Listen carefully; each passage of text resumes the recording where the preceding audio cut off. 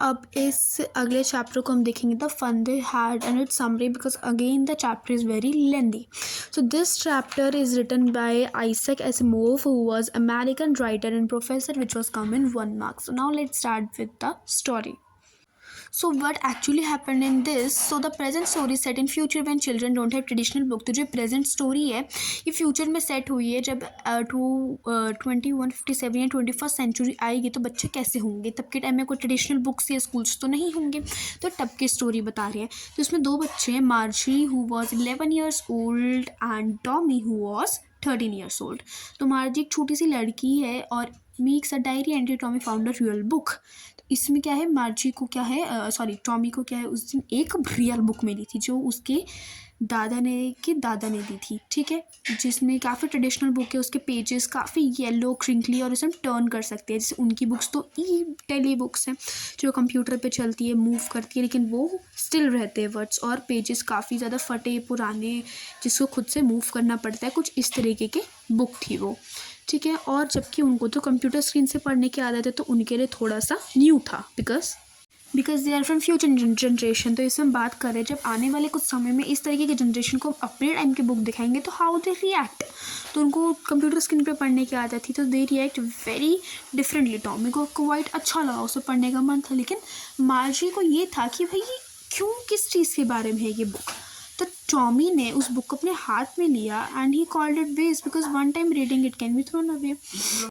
He thought that one time reading can it thrown away, so he doesn't show any interest, but later he wanted to try the book, so he read it.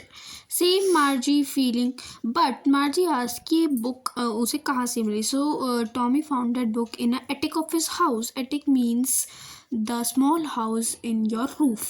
And then वो उस book को school के अंदर ले आए ना. उनका school क्या है, बेडरूम के पास, बिकॉज ये हम बात करें about the future generation where school rooms have no special building, mechanical teachers are there. So मार्जी को लगा कि बुक तो स्कूल के बारे में, तो why we need to learn about school. Okay, हमारे तो पता है कि इस तरीके से लेटर्स मूव करते हैं. It's a mechanical teacher and मार्जी hate school specially तब से जब से उसकी जो जोग्राफी टीचर है वो उसके ज़्यादा टेस्ट लेती है एंड वो हर टेस्ट में कम स्कोर कर पाती है. बट एक दिन मार्जी की मम्मी ने देखा कि भाई मुझे लगता है ना मैकेनिकल टीचर में कोई ना कोई फॉल्ट होगा, तो उसने काउंटी इंस्पेक्टर को बुलाया. काउंटी इंस्पेक्टर वो होता है जो इस तरीके के मैकेनिकल रोबोट्स को फिक्स करता है. तो उसने फिक्स किया तो उसमें फॉल्ट किया था. उसमें ये फॉल्ट था कि वो क्या बड़ी क्लास के हिसाब से उससे क्वेश्चन पूछती थी, इसलिए वो पास नहीं कर पाती थी. अब वो उसने जल्दी ठीक कर दिया. बट मार्जी को लगा जैसे टॉमी वाले जो हिस्ट्री सेक्टर के जो मैकेनिकल टीचर उसकी स्क्रीन एकदम ब्लैक हो जाती थी, उसके लिए तो काउंटी इंस्पेक्टर उसे 1 month के लिए ले गया, लेकिन मेरा वाला तो जल्दी का ठीक हो गया. Now again I have to do the study. तो इस तरीके से इसी वजह से उसको स्कूल्स की बुक पढ़ना या स्कूल्स का पसंद नहीं था. Now it's time for the school. तो मम्मी ने बुलाया. मार्जी को मन तो नहीं था, लेकिन टॉमी भी जा रहा था तो मार्जी चली गई. पर मार्जी ने पूछा इस बुक को ना हम स्कूल के बाद पढ़ सकते हैं. तो अब टॉमी इतने सारे सवाल सुन के बहुत ज़्यादा गुस्सा हो गया था, तो उसने बोला देखते हैं. शायद नॉचेंटली बोला उसने. इट मीन्स ये 1 word में आ सकते हैं. नॉचेंटली मीन्स वेरी बोरिंग वे में. हाँ ठीक है देखते हैं. तो विस्लिंग करते चला गया. अब मार्जी अपने स्कूल रूम में बैठ के जिसके बेडरूम के बगल में था and the mechanical teacher on. तो अब उसका एकदम ज्योग्राफी टीचर एकदम ठीक था, तो उसका मैकेनिकल टीचर अपीयर हो और स्कूल्स लेती थी कब, रेगुलर आवर्स में, बिकॉज उसकी मम्मी बिलीव करती थी रेगुलर आवर्स में स्कूल लेना बहुत अच्छा होता है. बस सैटरडे संडे से छुट्टी होती थी.